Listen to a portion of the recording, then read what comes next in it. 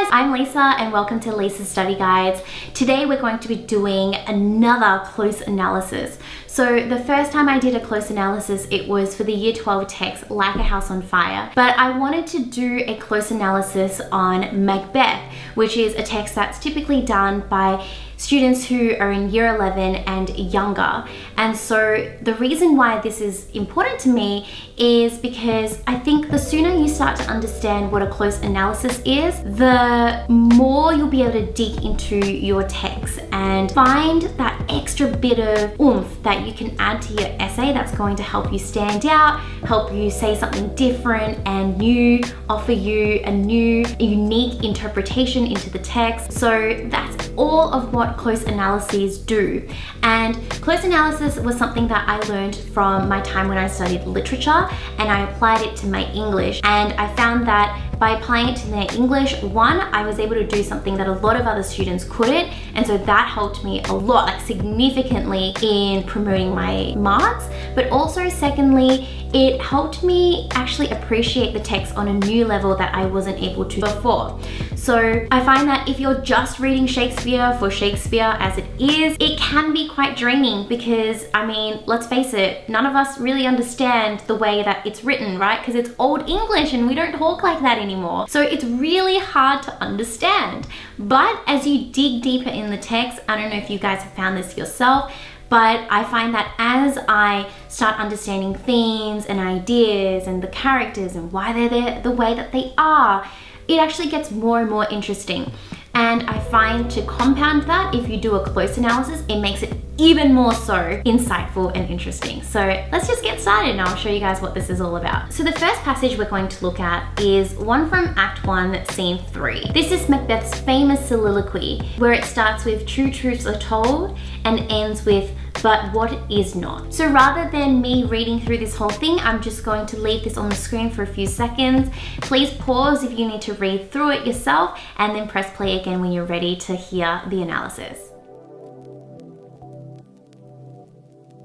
Passage 1 from Act 1, Scene 3 takes place just after Macbeth has been announced as Thane of Cawdor, proving part of the witch's prophecy true. "All hail Macbeth, Thane of Cawdor, that shalt be king hereafter." This part of the play is the first insight we have on Macbeth's inner thoughts. Macbeth's firm and thoughtful tone in the opening alliteration, "True truths are told," stresses how serious he takes the witch's predictions. Shakespeare presents this passage as a soliloquy in order to convey Macbeth's true inner thoughts and motives. As this is Macbeth's first soliloquy, it emphasized the strong possibility of Macbeth heading down a dark journey as he cannot forget the witch's predictions.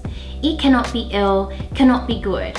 If ill, why hath it given me earnest of success, commencing in a truth?" Shakespeare uses the metaphor of theatre for fate. The meta-theatrical reference, as happy prologues to the swelling act, makes the audience consider the action that will unfold in the following scenes through foreshadowing. Macbeth feels that committing regicide will be a supernatural soliciting.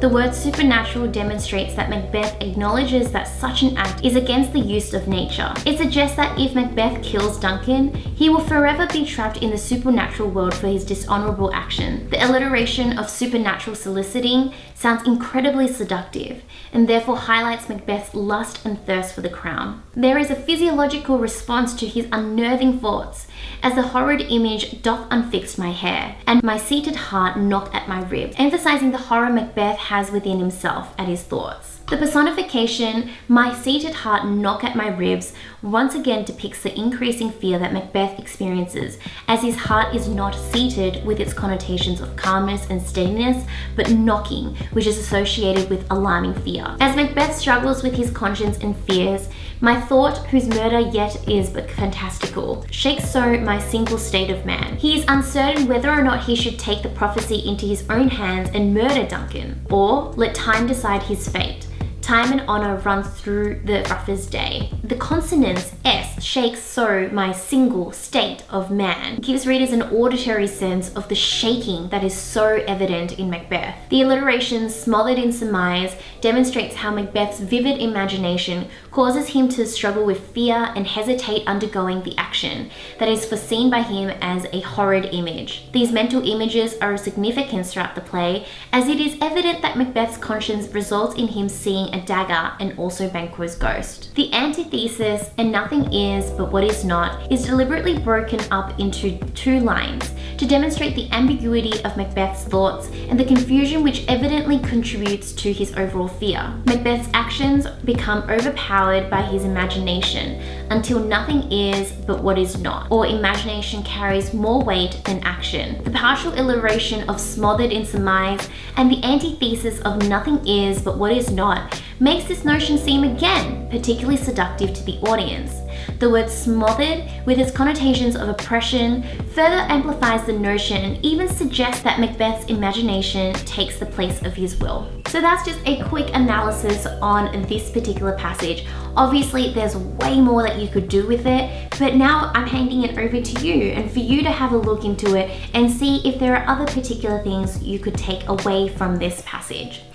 If you need help with meta language, or what we also call literary devices, so things like foreshadowing, alliteration, assonance, consonants, those type of vocab, then I will link you to a meta language list that I've got on my website just down below for you, so that you can just use that as reference and it kind of help you try to see what might be in the passage. If you guys have found this helpful, please let me know in the comment section below, because I can easily do a part 2 on this. I've got another passage already written up and ready to go, so just let me know if you are finding it helpful.